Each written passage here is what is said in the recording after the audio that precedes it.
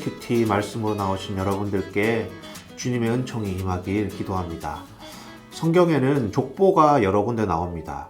족보가 나오는 본문은 재미가 없습니다.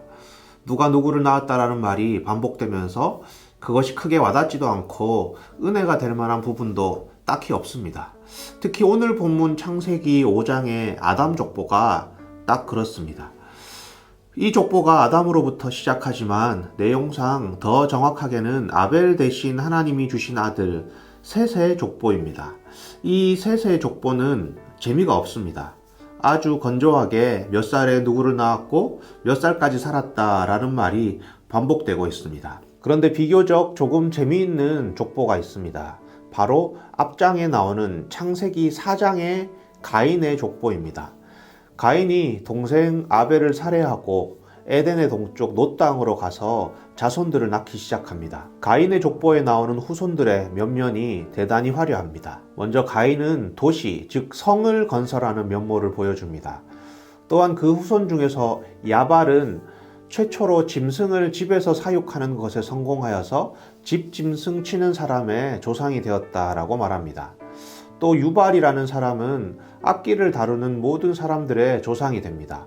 음악인의 조상이라고 볼 수 있겠죠. 두발가인이라는 인물은 다루기 어려운 금속으로 각종 기구, 정확하게는 무기 제작을 하는 기술자가 됩니다. 가인의 후손들은 도시를 건설하고 최초의 짐승 사육을 성공하고 예술가들의 아버지가 되고 무기를 만드는 기술자가 됩니다.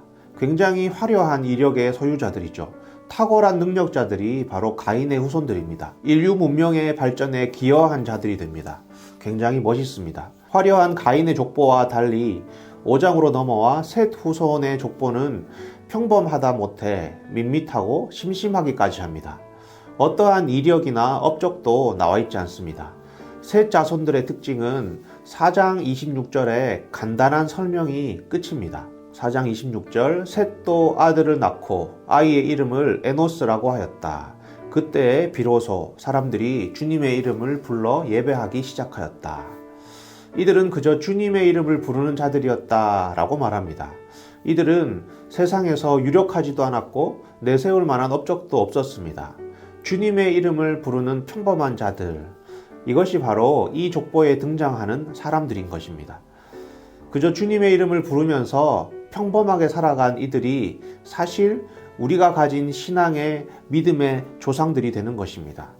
이들이 주님의 이름을 부르면서 평범하게 아들, 딸들을 계속 낳고 계속 하나님의 이름을 전수하면서 살았기 때문에 오늘의 우리가 주님의 이름을 부르며 살아가고 있는 것입니다. 저는 월요일이 쉬는 날인데요. 월요일이 되면 아내와 함께 하루 종일 쌍둥이 육아를 합니다. 그렇게 하루를 다 보내고 나면 오늘 하루 아무것도 한 것이 없이 느껴지기도 합니다. 분명히 뭔가 열심히 했는데 아무것도 하지 못한 것 같은 그런 기분이 듭니다. 오늘 족보는 첫째 아들을 몇 살에 낳았고 그 후로 죽을 때까지 아들, 딸 낳았다는 이야기가 전부입니다. 이토록 시시한 삶이 어디 있나 싶지만 여기에서 영성의 길을 엿보게 됩니다. 그 시시해 보이는 일상 속에서도 바로 주님의 이름을 부르며 살았다라는 것이 그들의 삶을 절대로 시시하지 않게 만들어주기 때문입니다. 여러분, 우리들은 대부분 대단하지 않습니다. 평범하게 살아갑니다.